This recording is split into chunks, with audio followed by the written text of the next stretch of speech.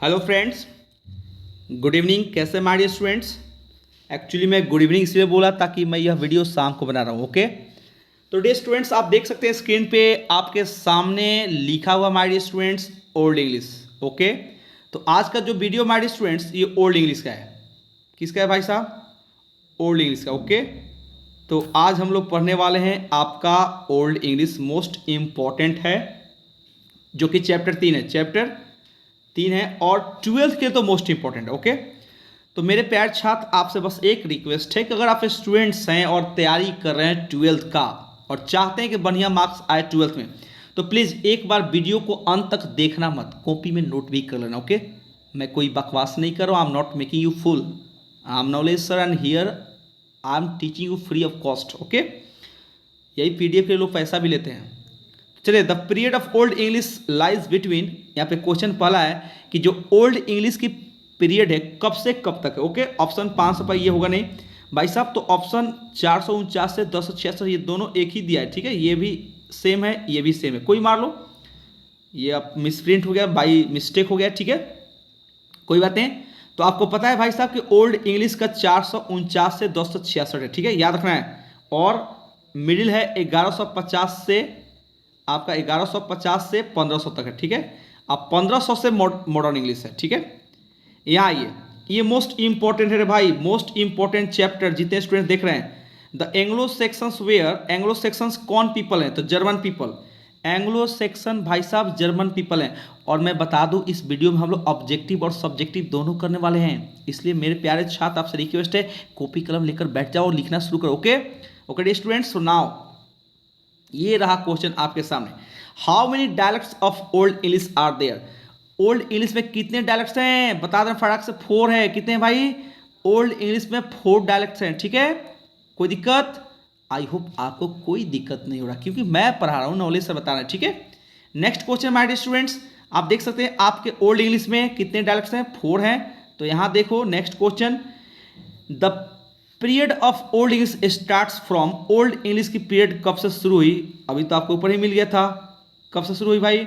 ये D number option बता देना है, 449 AD। 449 AD का मतलब होता है एनो डोमिनी, या after the death of Isa Masih बोल सकते हैं। यानी कि ऑप्शन आपका क्या हो जाएगा भाई? ये डी नंबर। ठीक है, कोई दिक्कत दोस्त? उम्मीद है कि आपको कोई दिक्कत नहीं हो रहा होगा। ठीक है माय डियर स्टूडेंट्स, चलिए अब बताइए, नेक्स्ट क्वेश्चन है कि the two major influences on old English was, एक तो लैटिन था, ये बात सत्य है कि एक तो लैटिन था, एक तो भाषा आ गया आपका लैटिन। कौन भाषा? लैटिन। दूसरा जो भाषा था भाई साहब वो था स्कैंडियन। ये इसलिए आपसे रिक्वेस्ट है इन दोनों को बहुत ही बढ़िया से याद करना। ठीक है, ये बार बार पूछता है कि ओल्ड इंग्लिश से बताइए कौन सा मेजर 2 इन्फ्लुएंसेस है, तो एक तो लैटिन और एक Scandinavian. The Anglo Saxon belong to, Anglo Saxon किस जाति के थे? तो जर्मन जाति, सबको पता भी है, कोई दिक्कत? आई होप कोई भी आपको दिक्कत नहीं होगा। ठीक है, English language is dash than Sanskrit and Persian, English language Sanskrit से क्या है पता है? आपका यंगर है, ये है आंसर। ठीक है, ये हमारा जो इंग्लिश लैंग्वेज है आपका यंगर देन संस्कृत और पर्शियन, यानी कि इंग्लिश से भी पहले ये दोनों भाषाएं थी, संस्कृत थी और आपका पर्शियन था। ठीक है, इसलिए छोटा हुआ ना उम्र में, संस्कृत भी बड़ा हुआ, पर्शियन भी बड़ा हुआ, तो भाई जाहिर सी बात इंग्लिश यंगर हुआ। और फर्स्ट चैप्टर में देखना आप लोग मिल जाएगा। नेक्स्ट आइए, the Norman conquest took place in, Norman conquest कब आए थे? तो ये आए थे 1066। ओके, 1066, ये भी आई है। इसलिए आपसे रिक्वेस्ट है, बार बार बोल रहा हूँ कि इस क्वेश्चन को लिखिए। Which one of the following is not the dialect of all English, और sorry of dialect of old English. यहाँ पे ऑल गलती से हो गया माय डियर स्टूडेंट्स, आपसे एक रिक्वेस्ट है इस ऑल के जगह पे ओल्ड कर लेना। होता है भाई साहब, फटाफट लिखोगे, टाइप करोगे तो थोड़ा सा मिसप्रिंट हो जाता है। ठीक है, यहाँ पे लिखना है विच one of the following is not the dialects of old English. ठीक है भाई साहब, तो मैं आपको बता दूं ये आंसर आप यहाँ पे देख सकते हो, दिया भी है, नॉर्थम्ब्रियन है, कैंटिस भी है, ओके, नॉर्थर्न भी है, तो मर्सियन, मर्सियन, नॉर्थम्ब्रियन, नॉर्थर्न है कि नहीं? 4 में से बता देना है कि कौन इसमें आपका उत्तर नहीं है। ओके, तो फटाफट कौन लड़का बता सकता है इसमें? मर्सियन, नॉर्थम्ब्रियन, नॉर्थर्न और केंटिस, 4 है, तो कौन कौन एक एक इसमें से नहीं है, यही आपको चुनना है, ठीक है। तो केंटिस तो है, एकदम कंफर्म है, केंटिस है। नॉर्थम्ब्रियन भी है।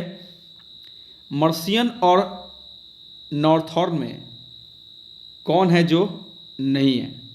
मर्सियन, शायद नॉर्थर्न नहीं है, ठीक है, ये नहीं है ये। नेक्स्ट क्या हुआ? Runic alphabet was the main feature of, runic alphabet की जो मुख्य विशेषताएं थी क्या थी? तो ये बोला है runic alphabet was the main feature of, किसमें थी? ओल्ड इंग्लिश में। ओल्ड इंग्लिश वाले रूनिक अल्फ़ाबेट को अपनाए थे राइटिंग सिस्टम में, ठीक है। और इसकी खासियत ये थी कि उसमें ना कोई कर्व था, कोई स्ट्रेट था, सीटेड, ना कोई घुमाव मोड़ नहीं था। The period of which king is called the golden period for English literature, पढ़ना ओल्ड इंग्लिश में मिल जाएगा, वो थे आपके अल्फर्ड, किंग अल्फर्ड, ठीक है। VVI क्वेश्चन है। नेक्स्ट कह रहा है कि English was not a single uniform language, किस इंग्लिश की बात करें जो कि सिंगल नहीं था?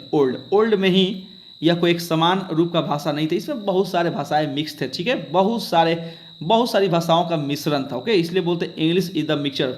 इसलिए देखना परिभाषा बनता है कि English is the mixture, English is the mixture of every language. जितने भी प्यारे छात्र देख रहे हैं चाहे तो इसको नोट कर सकते हैं कि English is the mixture of every language. अब आइए, how many manuscripts of old English that have survived, तो कितने थे मनुस्क्रिप्ट? 4, उसमें आप देखें बेवुल्फ दिया होगा, ठीक है, 4 हैं, 4 एकदम टिक मार लेना है। Old English is known also as, old English को ही हम लोग एंग्लो सेल्टिक इंग्लिश भी बोलते हैं, ये भी है, ये ओल्ड इंग्लिश से इतना ही क्वेश्चन आता है, मोस्ट इंपॉर्टेंट, ठीक है। तो ओल्ड इंग्लिश के आपको याद रखना है मनुस्क्रिप्ट कितने हैं, ओल्ड इंग्लिश में डायलेक्ट्स कितने हैं, ओके। ओल्ड इंग्लिश का चैप्टर निकाल के 3 नंबर चैप्टर है, इसको थोड़ा सा फिर कंफर्म कर लेना कि ये क्वेश्चन नॉर्थर्न है कि नहीं एक्चुअली। अच्छा ठीक है, सब्जेक्टिव में देखते हैं, ठीक है, सब्जेक्टिव में आपको मिल जाएगा, मिला लेना, सब्जेक्टिव में मिल जाएगा, ठीक है। तो अब सब्जेक्टिव देखते हैं दोस्त, ओके।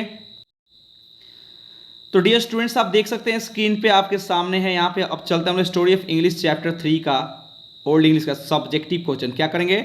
सब्जेक्टिव, ओके दोस्त, तो फटाफट इस पर ध्यान देना है, ओके।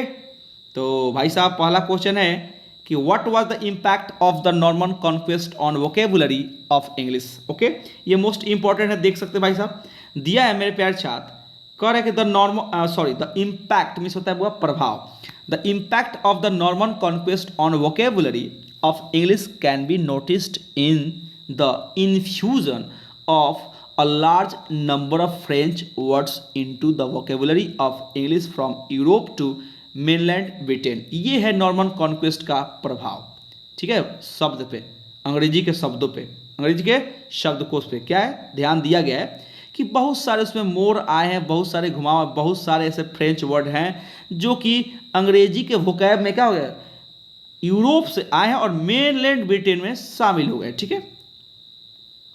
नेक्स्ट क्या है, नेम द 4 डायलेक्ट्स, आ गए ना बाबू, देखो मर्सियन, देखो क्या क्या है, केंटिस है, नॉर्थम्ब्रियन है, ओ देख लीजिए मेरे प्यारे छात्र, हम उसमें सही बताए थे, नॉर्थम्ब्रियन BRIAN, एन छूट गया भाई, थोड़ा सा लिख लेना, ओके। ये name the 4 dialects on old English, तो कौन कौन है? 4, एक केंटिस है, एक नॉर्थम्ब्रियन है, मर्सियन है एंड वेस्ट सेक्शन है, ठीक है, याद रहेगा, ओके।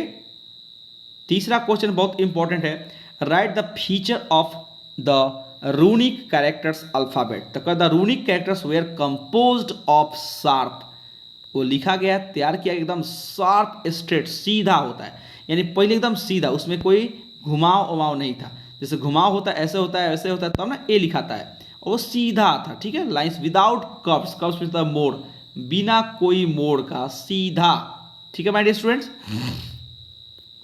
नेक्स्ट करें दोस्त 4 number, name the 2 major influences on old English, 2 major प्रभाव बताइए, तो बताए थे ना उसी समय ऑब्जेक्टिव में था, एक था लैटिन और एक था स्कैंडिनेवियन, याद रखना भाई साहब, मोस्ट इंपॉर्टेंट है, ओके। नेक्स्ट करें, name the 4 manuscripts of the old English that have survived, तो बता देना आपको आंसर में, A fragment of old English poetry has survived and the manuscripts में तो है हस्तलिपि, इसको बोलते हैं पेपर रिटेन बाय हैंड। ये आपका वन वर्ड सब्स्टिट्यूशन भी आ जाएगा, ए पेपर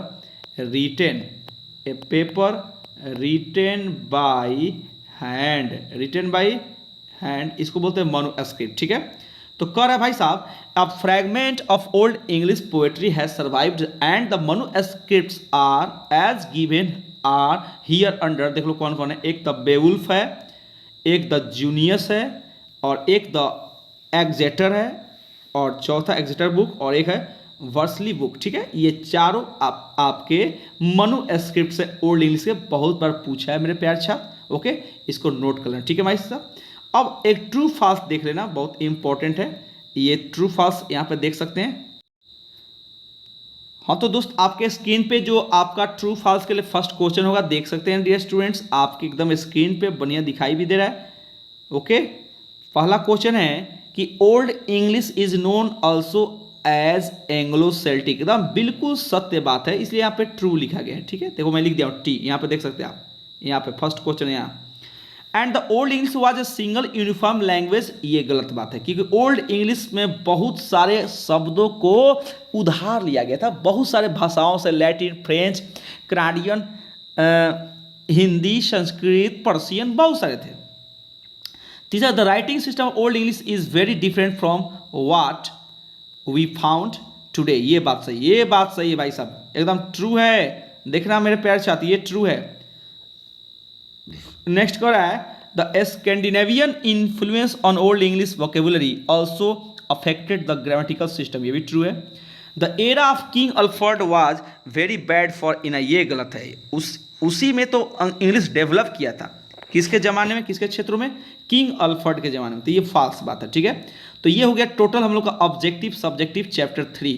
अब कल मिलेंगे चैप्टर 4 के साथ, इसलिए आपसे रिक्वेस्ट है कि भाई साहब जितने भी स्टूडेंट्स हैं इस वीडियो को देख रहे हैं, नोट कर लो, ठीक है। जो भी बताता होगा, मेरा भी एक्सपीरियंस 21 ईयर्स है, ठीक है, 21 साल का है, तो नोट कर लीजिए, okay. Thank you very much video को देखने के लिए, और इसको शेयर भी कीजिए, फर्स्ट टाइम देख रहे हैं तो सब्सक्राइब कर लीजिए, ठीक है, okay, thank you, that's all.